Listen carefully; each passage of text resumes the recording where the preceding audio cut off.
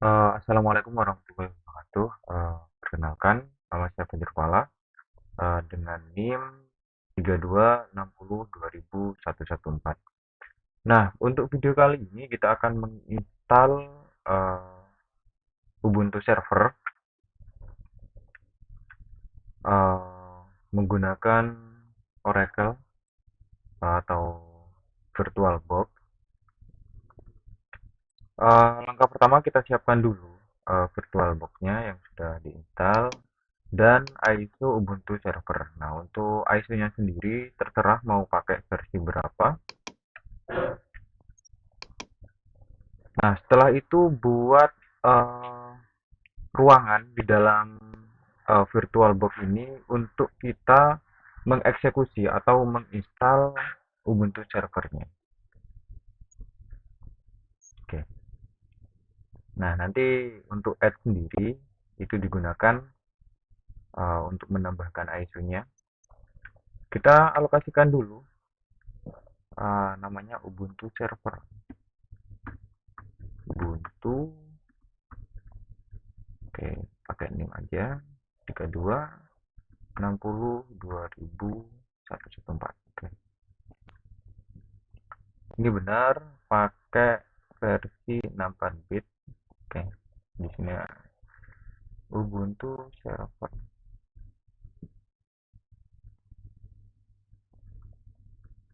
Oke.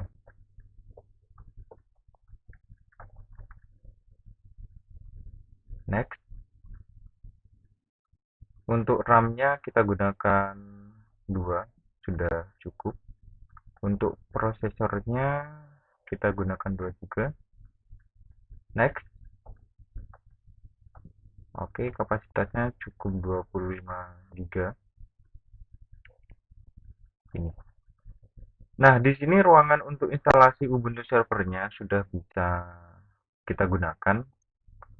Oke, tekan start untuk memulai.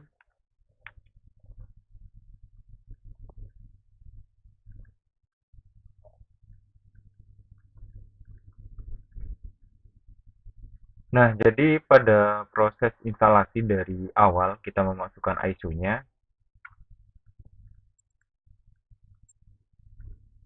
kapasitas ruangan yang kita gunakan tadi, yang kita masukkan, itu sangat berpengaruh terhadap lama atau cepatnya proses instalasi.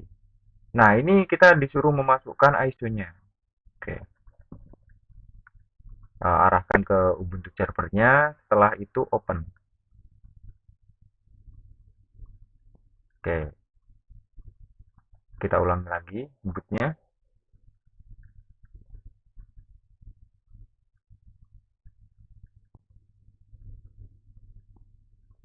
Oke,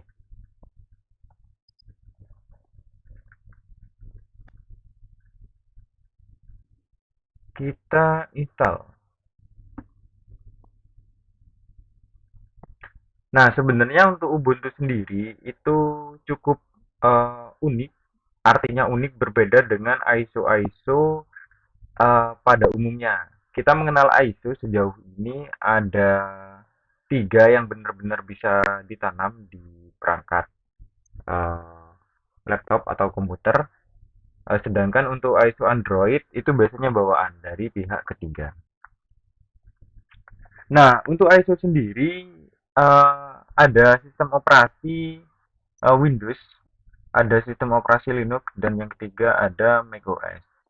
Nah, yang membedakan adalah bahwa sistem operasi Linux ini dia bisa diinstal dengan yang pertama mode GUI, yang kedua adalah mode teks. Apa sih bedanya mode teks dan mode GUI?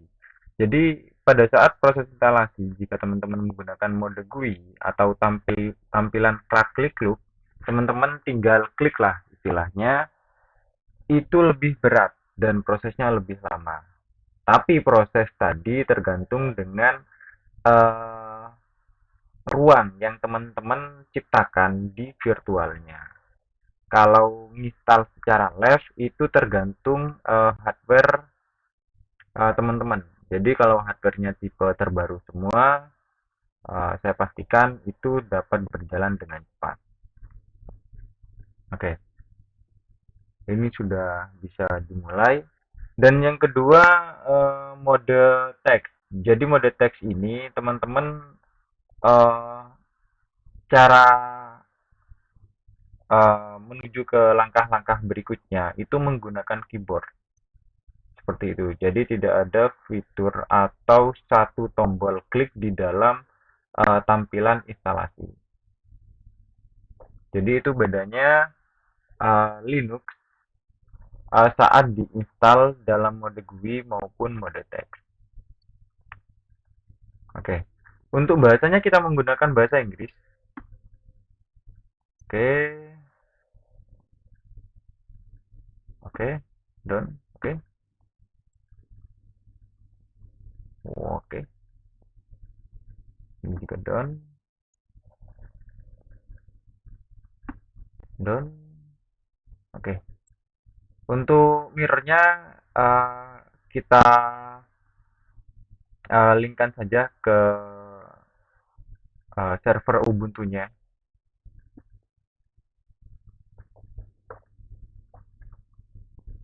Oke. Jadi tadi mirror itu dia bertugas untuk menginstal paket-paket yang ada di dalam Ubuntu server. Nah, jadi itu ke server utamanya arsip. Oke. Ini udah benar. Oke.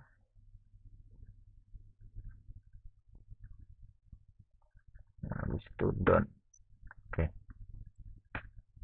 Kita hilangkan dulu. Oke, kita perbesar.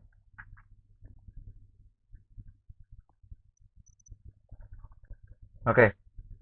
Jadi kalau di proses instalasi Linux pada umumnya, berhubung kita install server, jadi di sini full mode text. Jadi kalau di dalam Ubuntu sendiri atau Linux varian Linux yang lainnya itu ada teman-teman mengatur uh, disk priority atau mengatur partisi-partisi di dalam uh, penyimpanan ISO yang diinstal tersebut. Jadi untuk Ubuntu server di sini saya menggunakan yang terbaru. Di sini dia langsung mengalokasikan. Jadi bootnya di sini sudah ada untuk partisi rootnya. Root itu ditandai dengan cukup slash. Sebenarnya ada banyak, ada home. eh, Tipenya ini adalah extended 4 dan lain sebagainya. Dan saya katakan kembali bahwa di sini saya menggunakan Ubuntu server terbaru. Mungkin ada beberapa updatean di mana kita tidak perlu mengatur kapasitas penyimpanan pada setiap partisi yang akan kita gunakan atau kita buat di dalam Ubuntu server ini sendiri. Oke. Untuk mengubahnya teman-teman tinggal tekan reset. Berhubung saya di sini tidak akan mengubah settingannya, ikut default saja. Tekan done. Oke, continue. Oke, di sini disuruh memasukkan nama Fajrul. Servernya kita gunakan apalah saja. Oke,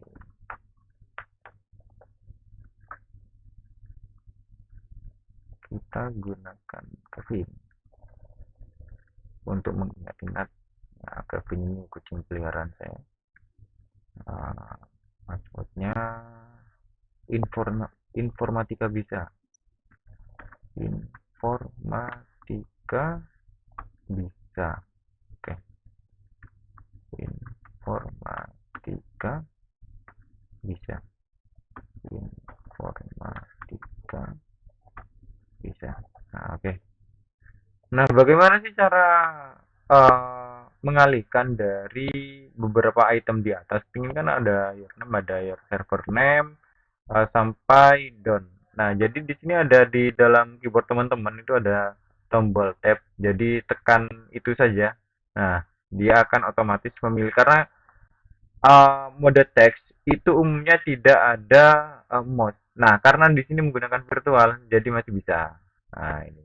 Tapi hanya untuk di luar jendela instalasi. Nah, kalau di sini kan udah masuk jendela instalasi. Nah, dia hilang kursornya. Oke. Setelah itu tekan down. Oke, continue. Oke. Open SSH. Jadi SSH server ini berguna untuk meremote server. Ini kan kita menginstal Ubuntu server nih gitu. Jadi yang namanya server itu kan biasanya teknisi-teknisi jaringan itu kalau ada trouble di dalam server, misalnya teknisinya tidak ada di tempat. Nah, itu bagaimana cara agar si teknisi ini bisa tersambung dengan server. Nah, gunanya install OpenSSH ini adalah untuk memberikan jembatan atau membuka port agar si teknisi tadi bisa meremote server dari manapun dan kapanpun. Seperti itu. Oke, kita centang menggunakan spasi, tombol spasi. Oke, kita arahkan ke import SSH. Oke, no saja karena hanya untuk formalitas. Jadi sebenarnya di sini kita hanya bermain di uh, instalasi Ubuntu-nya saja. Jadi mengapa saya katakan formalitas? Nah, sebenarnya jika kita tidak menginstal Open SSH-nya, apakah tetap bisa nih si teknisi ini, misal ada kasus servernya down atau ada trouble, bisa nggak tanpa kita nginstal Open SSH di awal pada saat proses instalasi, bisa nggak si teknisi ini bisa meremote server seperti itu? Jawabannya tetap bisa. Jadi install OpenSSH ini dia bentuknya paket. Nah, di Ubuntu terbaru ini, Ubuntu server terbaru, dia ada satu dialog apakah ingin menginstal OpenSSH-nya sekalian atau tidak. Jika tidak, maka install OpenSSH server ini masih bisa dilakukan setelah ISO ini atau proses instalasi Ubuntu server ini berhasil sebetulnya. Jadi masih bisa diinstal seperti itu. Oke, tekan down.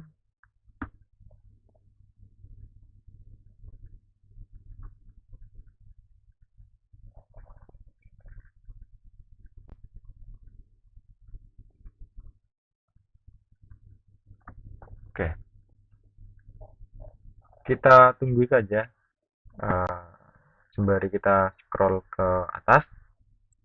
Oke, di sini ada banyak yang diinstal dan juga dikonfigurasi. Ada partition, ada pertama tentu alokasi partisi yang kita buat itu diformat dulu oleh si OS ini yang kita install. Di sini ada remove profit storage device. Setelah itu konfigurasi disk, dia SDA modelnya. Habis itu kita bukan kita, habis itu si OS ini dia mempartisi secara otomatis. Ada partisi 0, ada partisi 1. Biasanya partisi 0 ini bertindak sebagai root atau kalau di Windows itu bertindak sebagai sistem. Sedangkan partisi 1 ini biasanya bertindak sebagai katakan home atau partisi D di mana data-data kita itu tersimpan tidak terkait dengan sistem. Oke. Nah, setelah dipartisi di sini dia karena tadi ada dialog mau kita reset atau kita lanjutkan. Kalau kita lanjutkan atau kita reset, tentu kalau kita reset kita membuat partisi ulang sesuai kemauan kita atau keinginan kita. Nah, berhubung saya tadi menekan eh, settingan defaultnya atau done, continue. Jadi setelah kita jawab pertanyaannya, apakah ingin kita lanjutkan, maka dia akan memformat. Jadi proses pemformatan alokasi space yang kita berikan untuk proses instalasi ini diformat dua kali.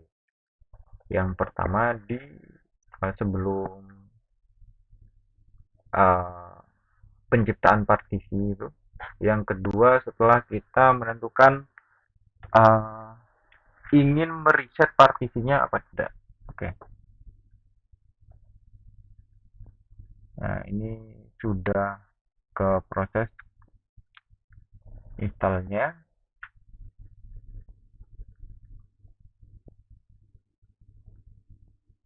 Oke.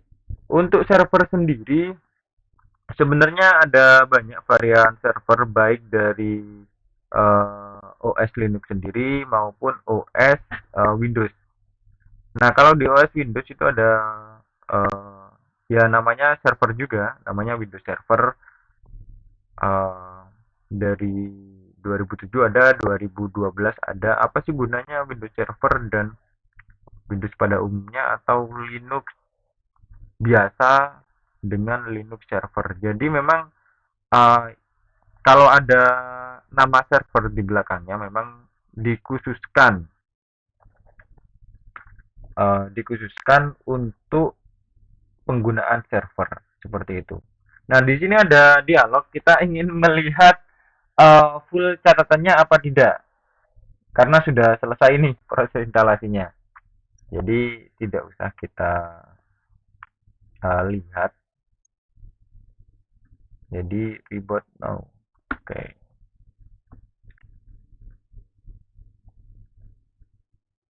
Nah, kalau di Windows sendiri dia tampilannya berupa GUI seperti itu. Oke, file nah, jadi karena kita kan misalnya pakai nggak pakai CD-ROM ini karena virtual. Oke, press enter.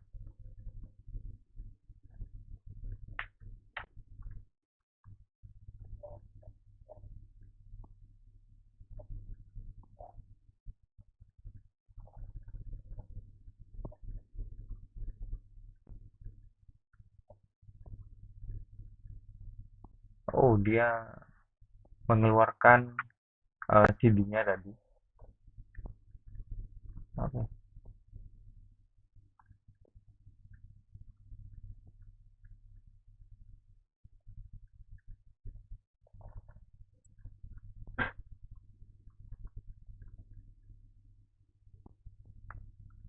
Ini. Oke.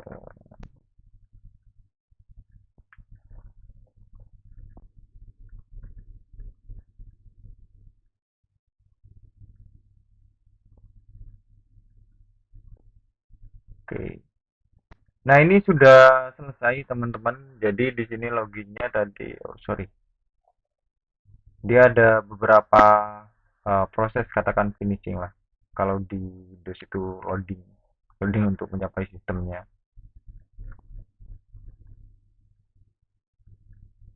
Oke, di sini kita tunggu. Oke, sudah bisa login Fala. Namanya Fajrul tadi. Oke, passwordnya informatika bisa. Informatika bisa. Oke. Oh, salah. Salah memasukkan password.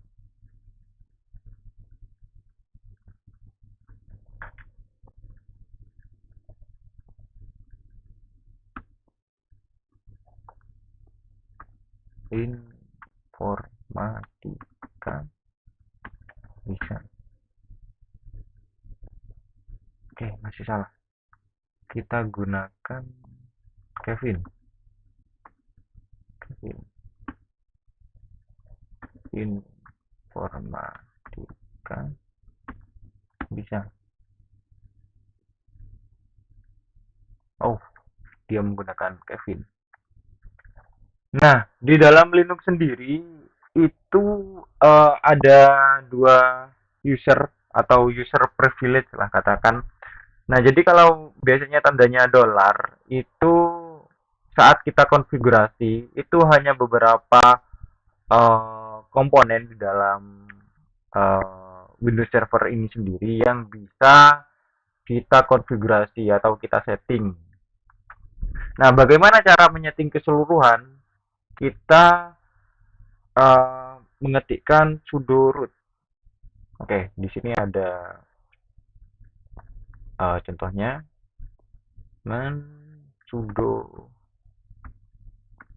Oke, sorry, man sudo root. Oke. Oh, kita ketikkan sudo root biasa. Sudo root.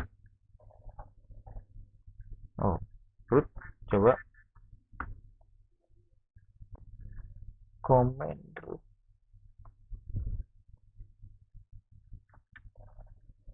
SU, kita coba SU. Ah, bisa. Informatika bisa. Oh, masih salah. SU informatika bisa. Oke, SU coba tanpa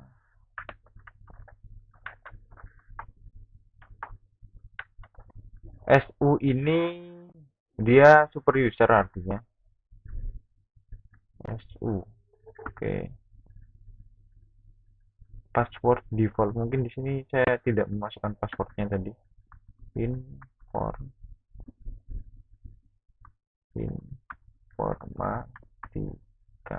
Sorry.